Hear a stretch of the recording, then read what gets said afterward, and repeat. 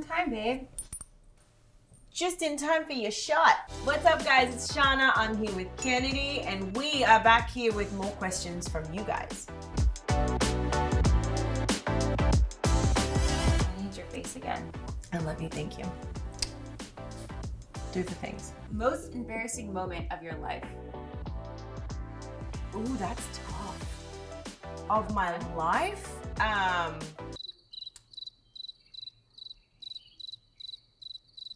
don't even know. I know a super embarrassing moment for me was on Dancing with the Stars when I kicked out Noah Galloway's tooth. This man went to war and he was in a Humvee and it got hit by, they hit a tripwire and he took most of the explosion. He was serving his country and lost 2 limbs, was this incredible human and soldier, like he hasn't been through enough. And I kick his goddamn tooth out. Kicked it clean out. There's videos of it.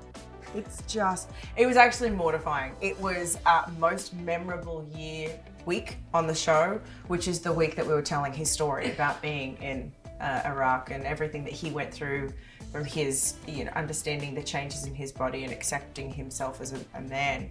Asking him to go there was tough. And then on top of that, kicking his damn tooth out. I'll never live that down. I'm 26 and watching my family and friends get married, and I'm feeling extremely lonely. Any advice? You're a baby. You got so much ahead of you at this point. That's so fine and wonderful and beautiful if people have found their one and they're getting married and they're having babies at 26. That's their story. But know that that's not your story, that you've still got something you've got to learn, build, create, do. And you've been given this beautiful opportunity to do that. Right now, at 26, the world is your freaking oyster. You are a sponge and you could start anything brand new today and still have time to hustle and build your empire and make it work. If you were to be married with babies at 26 and not have your career figured out or your empire built, it's a whole lot harder. Now, not impossible, but a whole lot harder for you to do. I think instead of looking at it as though you feel lonely, you should flip the switch and feel lucky that you have this time to do whatever the heck you want. Take up a sport or do a dance class or scuba diving or pottery. Get involved in the community or something of your interest. We're all looking to have purpose, right? And if you feel lonely, then maybe you feel like part of your purpose because of what's around you is that you need to find another person to be with, to complete you. Find a different purpose, find your purpose. And if traveling is too expensive for you, you can actually go online and look at some volunteer programs, and for a very small amount of money, go to these incredible places and do some good and have a beautiful purpose. Be a part of a community, create some change and learn about the world. You will have purpose, you will have knowledge, you will have passion. The last thing you will feel is lonely. Okay, next question. Yes. How many children do you want? I would like 2 of my own. Perfect world, right? I'd have a boy, then a girl, and then I would adopt. And if my lifestyle, my income, my family can support, I would love to adopt 2. So I'd have 4 kids in total. You need a minivan. Wait, would that make me a soccer mom? Oh, but you'd love it. Like you'd be a great soccer mom. Would I be that? I see it. You have the cooler on the sideline, orange peels ready to go. Oh, I would be, and I'm so competitive. You'd be the coach. What do you know? We might need to rethink this. I might not be allowed at sports games. Do you sleep naked?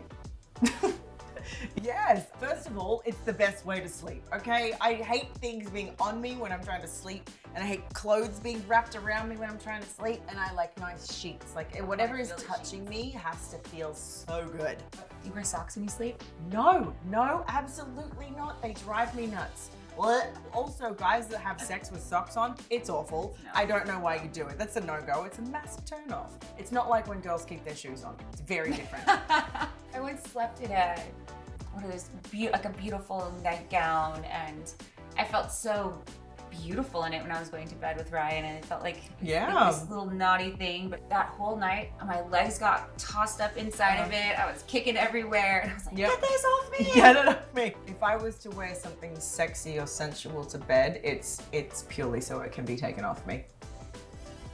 That's pretty much the point. Yes, Kenny, you're looking great. Yes, Loving myself yes, right now. The censor has gone. I feel like my relationship has lost the passion. Any advice?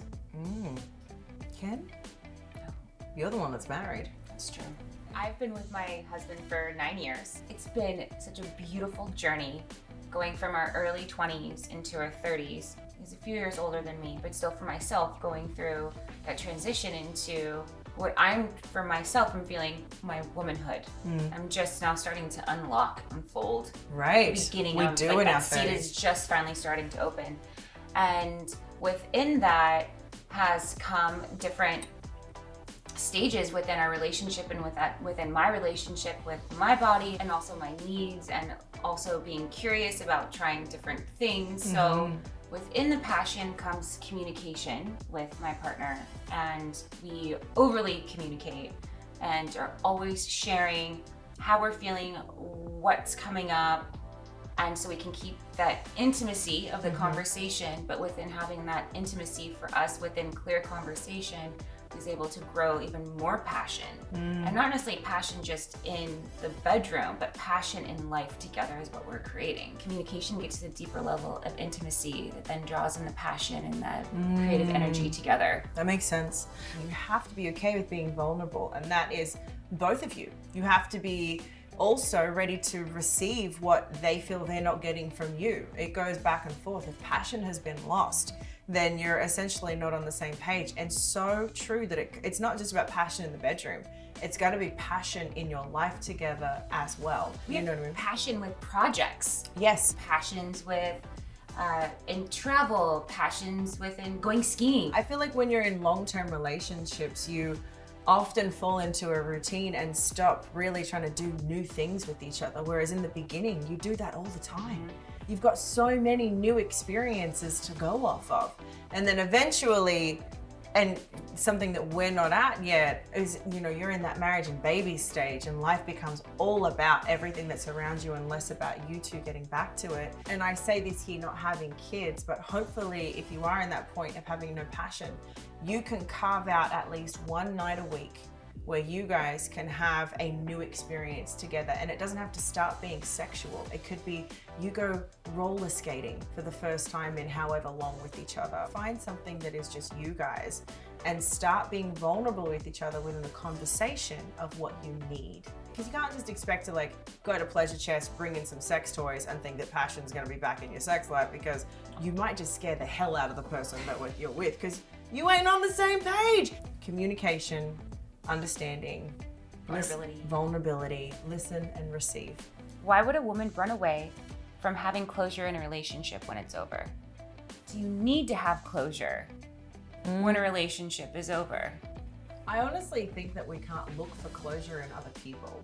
Do you know what I mean? I think you could essentially be looking for something that you may not ever get. You can't determine how the other person feels, how they're going to react, or what they're going to say to you. And so by pushing for them to give you what you need, essentially that's just selfish.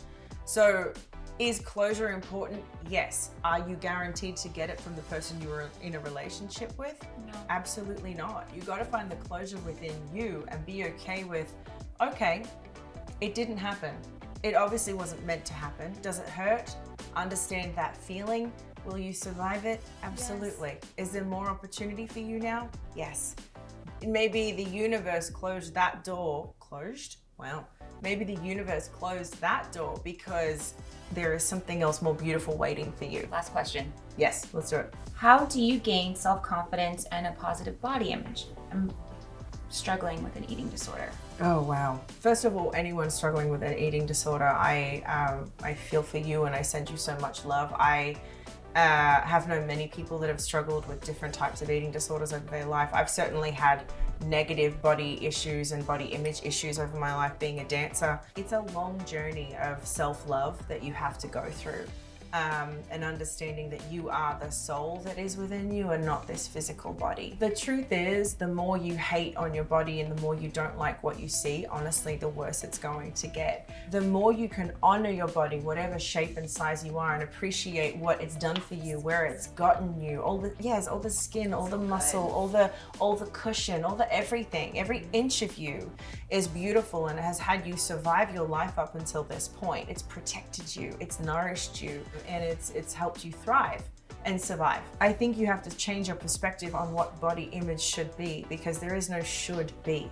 There is simply just loving your body. Thank you everybody for watching. Thank you guys that sent the questions in. Everyone, let us know in the comments what you think, and definitely add some extra questions. I'll be going through them and we can come back and do this again. Ken, I love you. Thank you for hanging out with me today. And you guys, thank you for watching. Please like and subscribe and all the things.